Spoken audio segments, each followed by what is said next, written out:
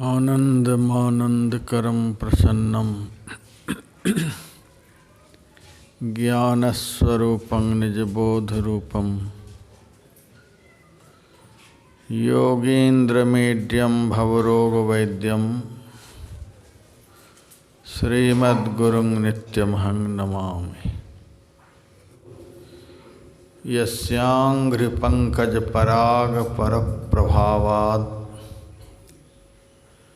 भूत्वा कृतिमतां श्रुतिमाचरामि तं सद्गुरुं सततसर्वसुखं सदग्र्यं वन्दे सदा विमलबोधघनं विचित्रं। वन्दो गुरुपदकञ्जकृपासिन्धुनररूपहरि महामोहतमपुञ्ज जासु वचन रविकर्णिकर। मेरा मुझ में कुछ नहीं, जो कुछ है सब तोर, तेरा तुझको सौंपते क्या लागेगा मोर।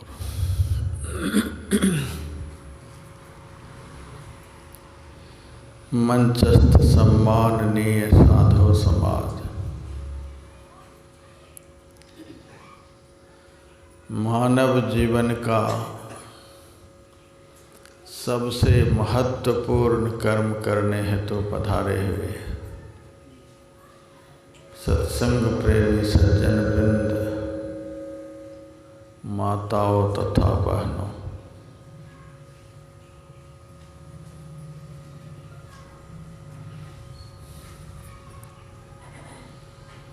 संसार में तीन पदार्थ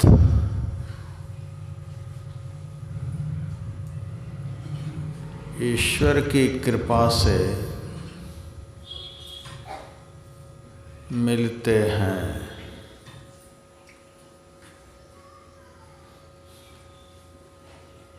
दुर्लभं त्रयमेवैतद् दैवानुग्रह हेतुकं मनुष्यत्वं मुमुक्षुत्वं महापुरुष संश्रयः। पहला पदार्थ मनुष्यत्व, दूसरा पदार्थ मुमुक्षुत्व और तीसरा पदार्थ संत महापुरुषों का संग। ये तीनों पदार्थ न कोई देवता दे सकते, न कोई दानव दे सकते, न राष्ट्रपति दे सकते, न प्रधानमंत्री दे सकते, दुनिया में कोई भी नहीं दे सकते। इतने दुर्लभ ये तीनों पदार्थ हैं। परमाराध्य संत सद्गुरु महाराज की असीम कृपा से मुझे लगता है हमारे परमाराध्य संत सद्गुरु महाराज ने हम सब लोगों के लिए परम प्रभु परमात्मा से पैरवी लगा करके, सिफारिश करके ये तीनों पदार्थ दिलवाए हैं। नहीं तो ये तीनों पदार्थ हम लोगों को किसी के द्वारा भी नहीं मिलते और भगवान भी नहीं देते। गुरु महाराज हम लोगों के लिए परमात्मा से सिफारिश किए, महाराज ये सारे हमारे सेवक हैं, ये सारे हमारे भक्त हैं, ये सारे हमारे पास आते जाते हैं। इसीलिए हे परमात्मन, ये दुर्लभ पदार्थ इन सब को दीजिए। गुरु महाराज कृपा करके हम लोगों को दिलवाए हैं। गुरु महाराज द्वारा परमात्मा से दिलाए गए वर्णित तीनों पदार्थों को बड़ी मेहनत के साथ, बड़ी सतर्कता से सुरक्षित रखने की आवश्यकता है। पहला पदार्थ मनुष्यत्व। मनुष्यत्व का अर्थ होता है मानवता। स्वामी विवेकानंद जी महाराज कहा करते थे, मनुष्य का शरीर पाना कुछ और बात है, पर मनुष्य बनना कुछ और बात है। हम लोगों को मनुष्य बनना है।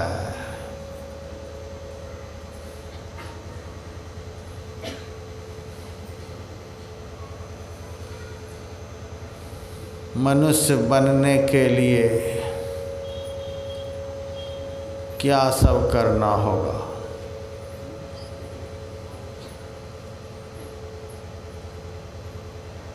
गुरु महाराज ने बड़ी उदारता के साथ हम लोगों को आदेश दे गए हैं। जितने मनुष्य तनधारी हैं, प्रभु भक्ति कर सकते सभी। अंतर व बाहर भक्ति कर घटपट हटाना चाहिए। जिनको मनुष्य का शरीर मिला हुआ है, उनको करना क्या है, यह गुरु महाराज ने बतलाया। इसके अलावे जो कुछ भी कर रहे हैं, मानवता के खिलाफ कर रहे हैं।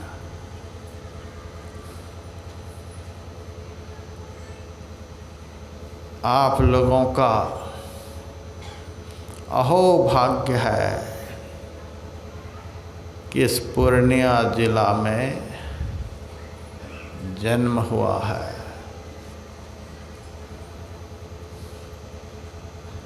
मैंने महर्षि में ही सहस्रनाम स्तोत्रम में इस जिला की बड़ी बड़ाई लिखी है, और संत में ही लीलामृत में भी पूर्णिया शब्द का बहुत बार प्रयोग किया है। यह जिला ही धन्य है।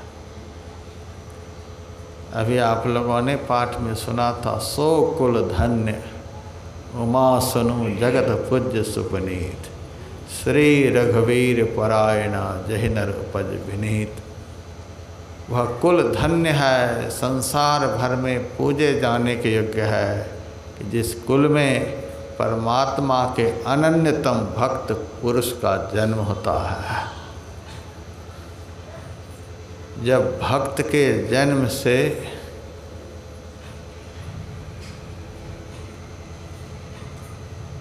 कुल धन्य हो जाता है, वह कुल संसार भर में पूजे जाने के योग्य हो जाता है। फिर जिस पूर्णिया जिला में हमारे गुरु महाराज आए, जिस पूर्णिया जिला में हमारे गुरुदेव के माँ बाप हुए,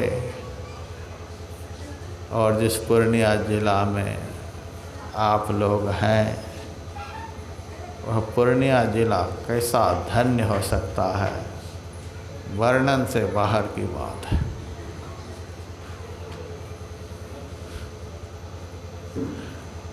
ज़्यादा बड़ाई सुनते सुनते बिगड़ नहीं जाएंगे। जिस बच्चे की बहुत बड़ाई की जाती है वो बच्चे आगे जाकर के बिगड़ जाते हैं। ऐसा नहीं हो जाना चाहिए। यह जिला धन्य है। इस जिला में गुरु महाराज का अवतार हुआ है। परमात्मा ही मुझे लगता है गुरु महाराज के रूप में इस जिला में अवतार लिए।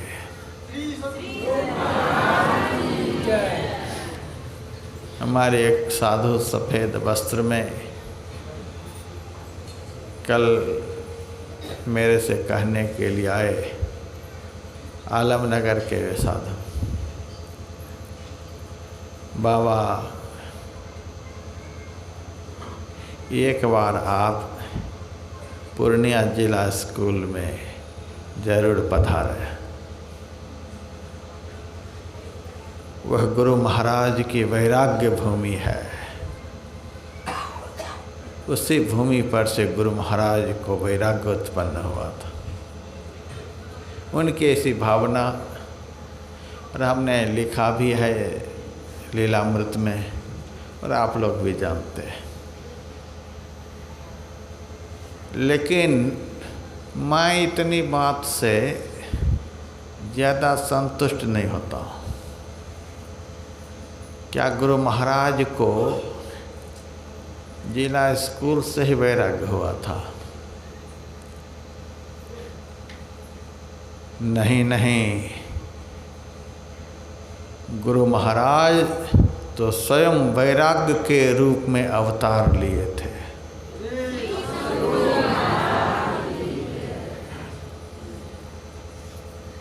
मैंने गुरु महाराज का सहस्र नाम लिखा, महर्षि में ही सहस्र नाम स्तोत्रम। उसमें गुरु महाराज के 1200 नाम लिखे। आप लोग तो 2 नाम जानते होंगे, लेकिन गुरु महाराज का मैंने 1200 नाम लिखे, दिमाग से चुन चुन करके।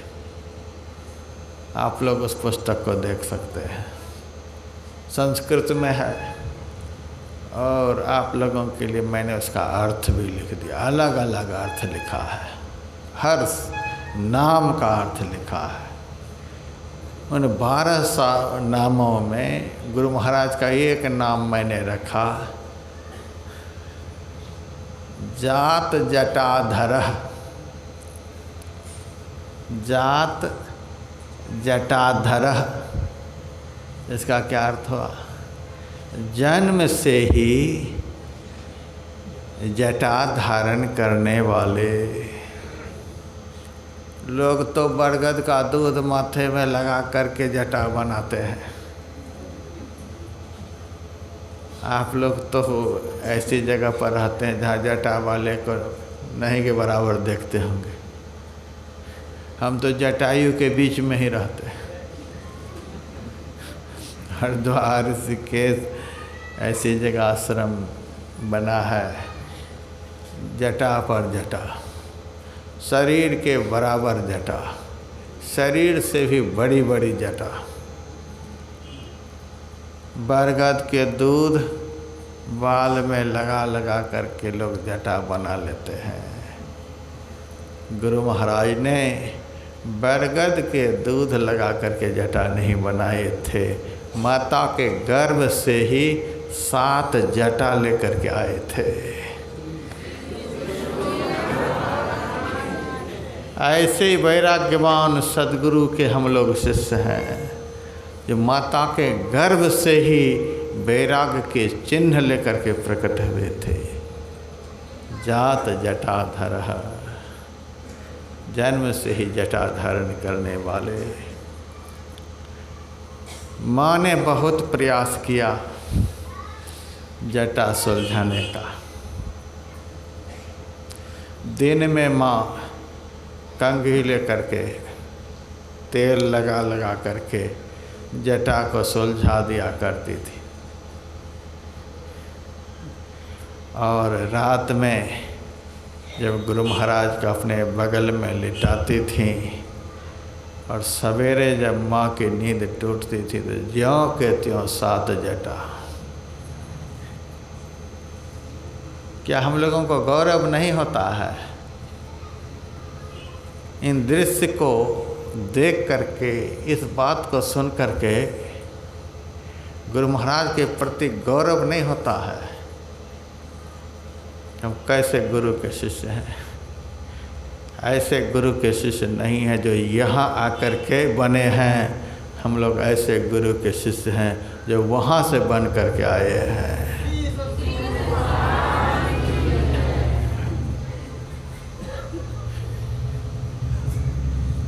जिला स्कूल में बैराग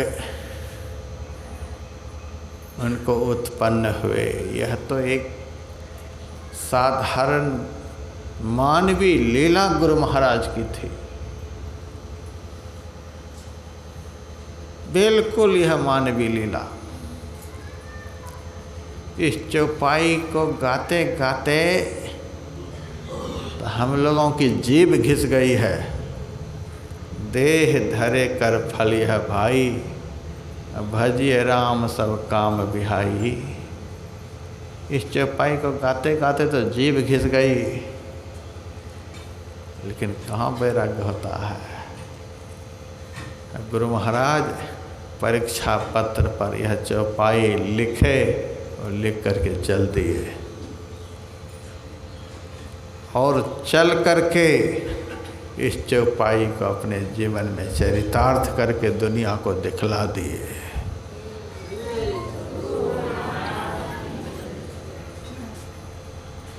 मैं जब काढ़ा गोला 2-3 दिन पहले पार किया था, कुप्पा घाट से आ रहा था कटिहार के लिए, रास्ते में काढ़ा गोला आया, पार कर रहा था। काढ़ा गोला के बगल में ही गुरु महाराज के समय में एक गांव था ज्योतराम राय।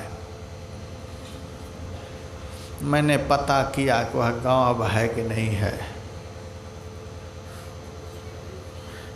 हम तो आलमनगर के बाबा जो गुरु महाराज की वैराग्य भूमि देखने के लिए कह रहे थे, बड़े अच्छे विचार के साधु हैं। RSS के राष्ट्रीय स्वयंसेवक संघ के वे मेंबर भी हैं। उनसे मैं आग्रह करूंगा कि जिस तरह से आपने इस वैराग्य भूमि के लिए विचार बनाया, उसी तरह से आप थोड़ा प्रयास करेंगे कि वह ज्योतिराम राय अब कहाँ है, उस गांव का पता लगाए। हम तो पता लगा रहे हैं, लग नहीं रहा है। कोई कहते हैं कट गया, कोई कहते वो गांव ही बह गया, कहाँ गया नहीं गया, पता चल जाए। गुरु महाराज जहाँ तहाँ से भटकते हुए उस गांव गए थे। गुरु महाराज के पहले गुरु का नाम था रामानंद स्वामी। दरियापंथी साधु थे। दरिया साहब तो पूर्ण संत हुए। मुसलमान घर में उनका जन्म हुआ था, लेकिन पूर्ण संत थे। उनके वे शिष्य थे। उन्हीं के यहाँ चले गए थे भाग करके। यहाँ से भागे भागते भागते कहाँ कहाँ गए, आप संत में ही लीलामृत में पढ़िएगा। और भागते भागते रामानंद स्वामी के पास गए, वहीं रहने लगे। जब पिताजी को पता चला कि वहाँ गया है, तो लौटाने के लिए गए।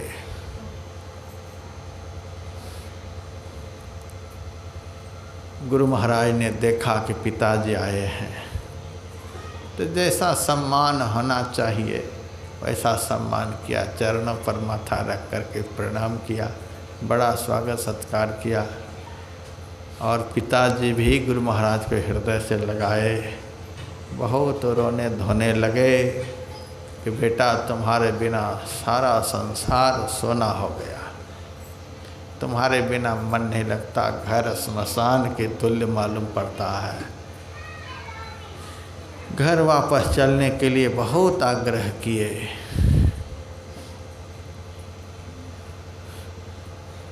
लेकिन गुरु महाराज में कितना वैराग्य था हम कह नहीं सकते। आजकल लोग महात्मा तो बन जाते हैं, मेरे पास भी बहुत महात्मा बनने के लिए आते हैं। अब भरोसा ही नहीं होता है कि ये बनेगा कि नहीं बनेगा, कि कब यहाँ से निकल जाएगा, भरोसा नहीं होता है। 15 दिन रहता है और कहता है कि महाराज जी अब जा रहे हैं। क्यों? पापा जी का फोन आ गया है, अब जा रहे हैं, मम्मी बीमार हो गई है, अब जा रहे हैं, घर में ये आफत आ गए।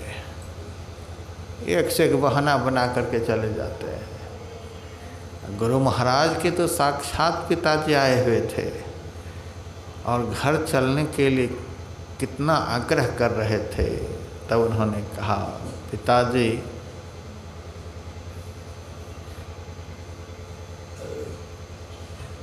आप प्रतिदिन घर में रामायण पढ़ते थे और मैं आपके सामने बैठकर सुनता था।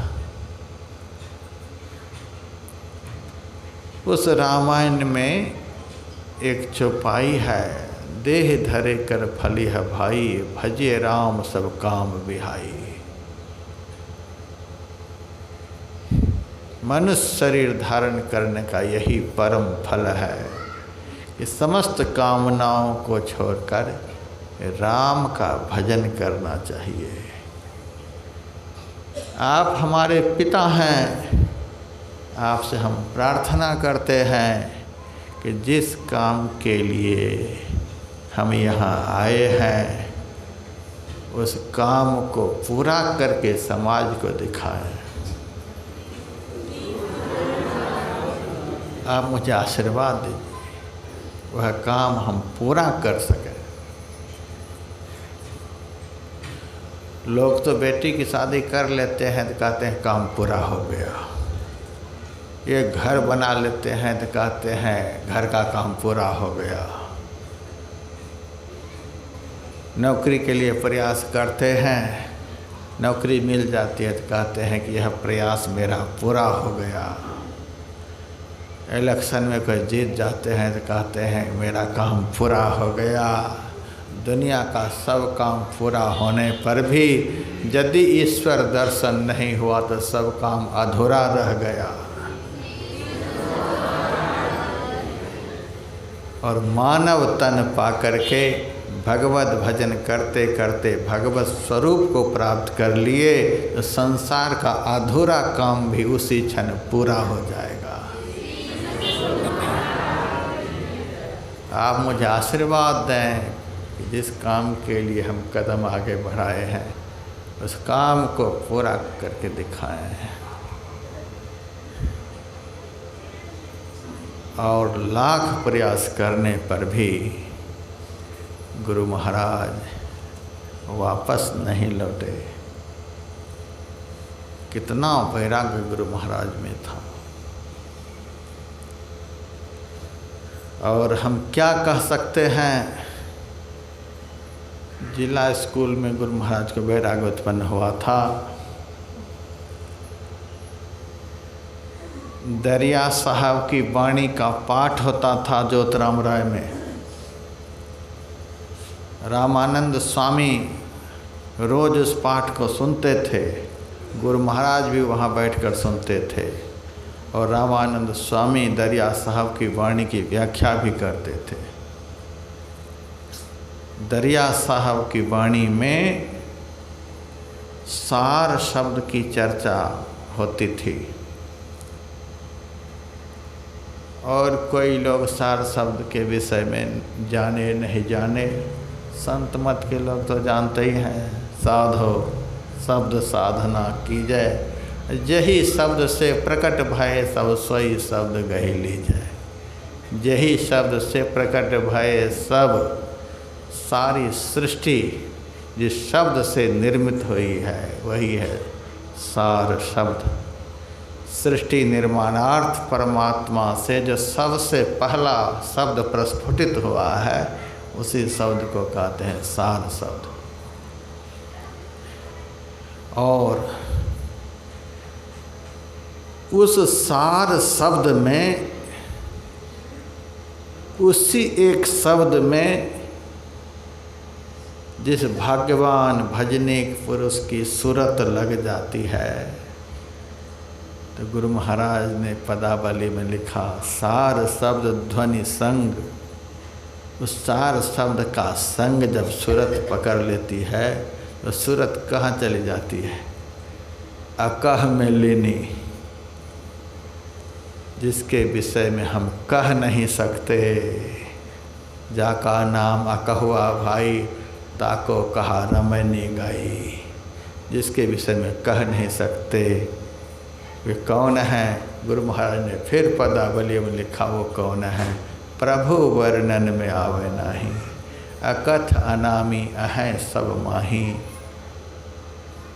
सर्व सामर्थ्यवान परमात्मा, उन्हीं को अकह कहा गया। किसी भी इंद्रियों में ताकत नहीं कि उसके विषय में बता सके।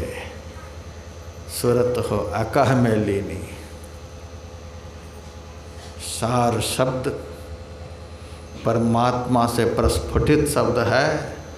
उस शब्द का संग जब सूरत पकड़ लेती है तो वह शब्द सूरत को आकृष्ट कर जहाँ से प्रस्फुटित हुई है सूरत को वहीं केंद्रीभूत कर देती है। सूरत हो अकह में लीनी। अध्वनि अशब्द अनाम परम पद गति की भीनी। फिर वहाँ कोई शब्द नहीं रह जाता, फिर वहाँ कोई नाम नहीं रह जाता। और उस सूरत को, उस संबित को, उस चेतन को, उस आत्मा को परम पद की प्राप्ति हो जाती है। पद के साथ परम विशेषण लगा हुआ है। ऐसा पद जो समस्त पदों से भिन्न है। भिन्नी का अर्थ भिन्न, संसार के समस्त पदों से, उपाधियों से, बड़पनों से भिन्न वह पद है।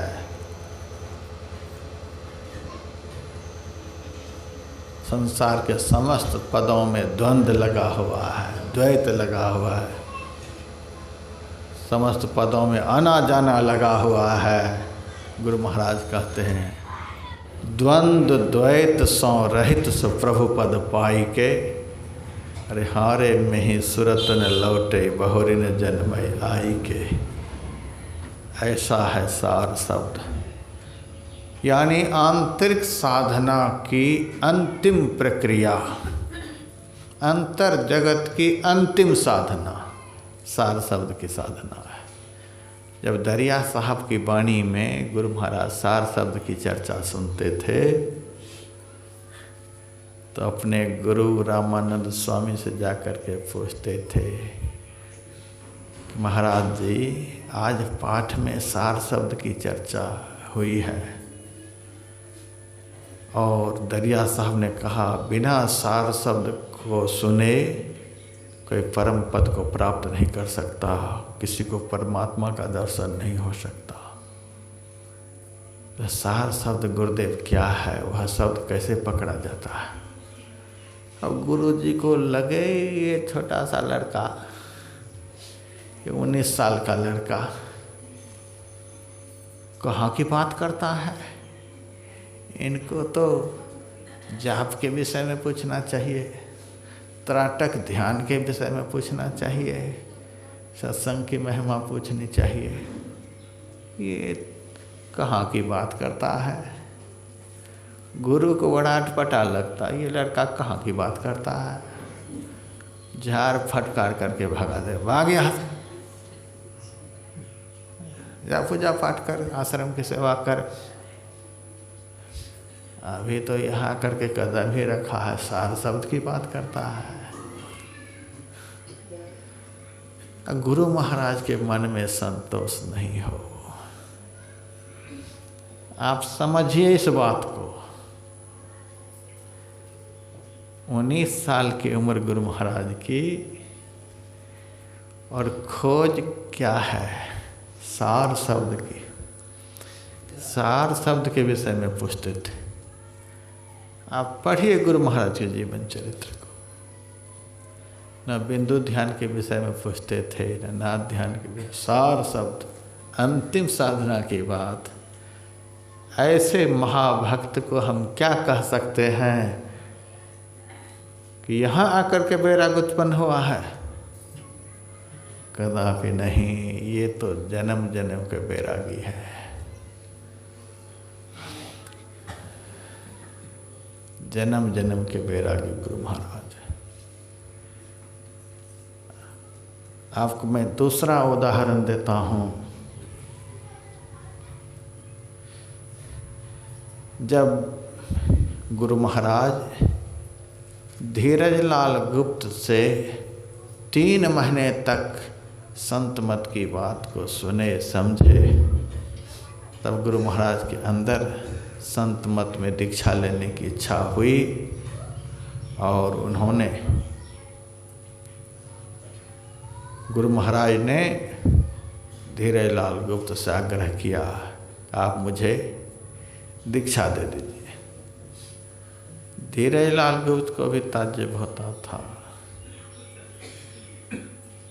भले ही संत मत की बात हम इनको समझा रहे हैं, लेकिन हमारे में कहाँ औकात कि हम इनको दीक्षा दे सके।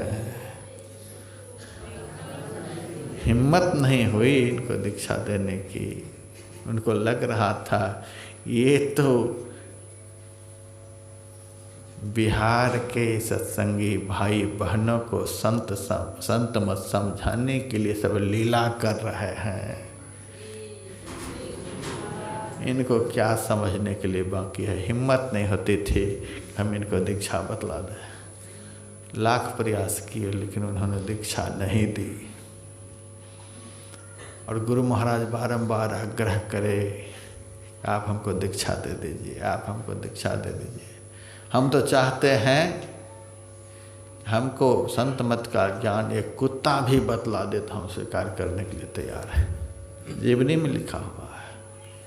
संत मत का ज्ञान कितना ऊंचा है, हम लोगों के लिए बहुत गौरव का विषय है। हम तो दुनिया घूमते हैं, दुनिया घूमते हैं। आश्रम बहुत ऊंचा है, पदवी बहुत ऊंची है, प्रतिष्ठा बड़ी ऊंची है, नाम बहुत ऊंचा है, बहुत कुछ बहुत ऊंचा है, लेकिन संत मत से ऊंचा ज्ञान दुनिया में कहीं भी नहीं है।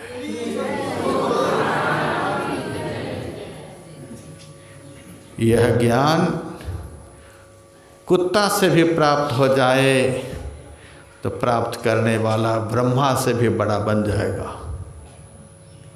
इतना ऊंचा ज्ञान है। गुरु महाराज यह दुनिया को बतलाने के लिए कि संत मत का ज्ञान कितना ऊंचा है, यह ज्ञान तो मुझे किसी कुत्ता से भी मिल जाए तो मैं ग्रहण करने के लिए तैयार हूँ। आप क्यों संकोच करते हैं? नहीं नहीं, मुझे बड़ा संकोच होता है आपको दीक्षा देने में। कहाँ आप महान वैराग्यवान, कहाँ मैं सदगृहस्थ। हमको बड़ा संकोच होता है। जिनका यह ज्ञान है उन्हीं के पास मैं आपके लिए पत्र लिखता हूँ। उस समय परम संत बाबा देवी साहब पंजाब में संत मत का प्रचार कर रहे थे। धीरेलाल गुप्त ने पत्र लिखा, एक साधु संत मत का ज्ञान मेरे से सीख रहा है और दीक्षा लेना चाहता है। मैं तो हिम्मत नहीं करता हूँ इनको दीक्षा देने की। यदि गुरुदेव का आदेश हो तो मैं इनको आपके पास दीक्षा के लिए भेज दूँ।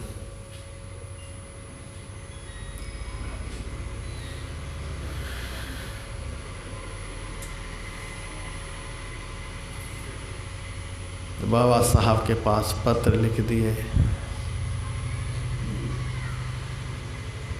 धीरेलाल गुप्त के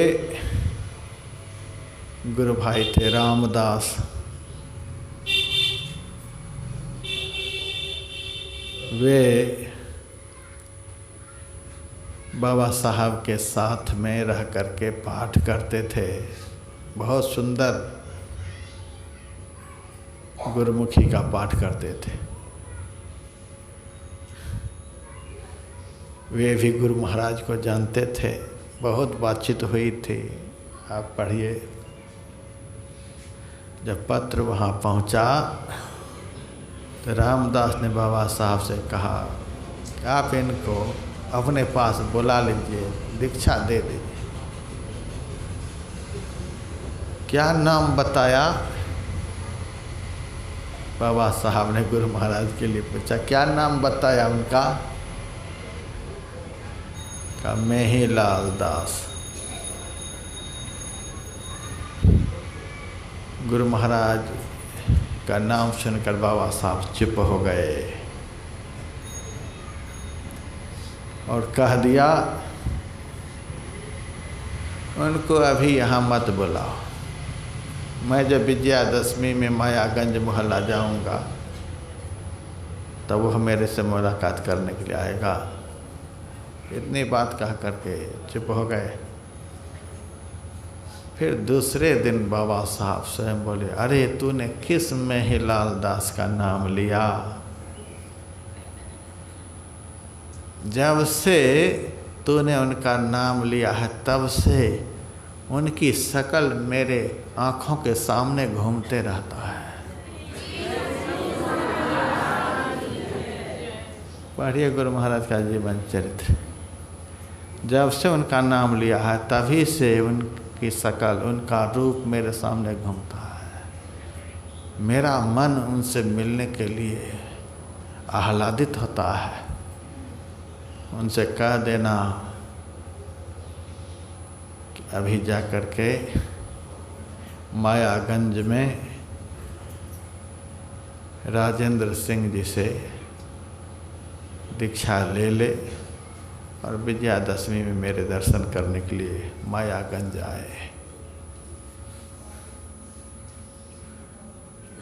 एक सदगुरु परम संत बाबा देवी साहब गुरु महाराज का नाम सुनते ही इतने आह्लादित हुए, वो हमारी आँखों के सामने घूमते रहता है। कहिए गुरु महाराज इस जन्म के बैरागी थे, जो सदगुरु के आँखों में शिष्य घूमे। जो शिष्य सदगुरु की आँखों के सामने घूमे वह कैसा शिष्य होगा, कल्पना करिए। बाबा साहब ने यहाँ तक गुरु महाराज के लिए कहा था,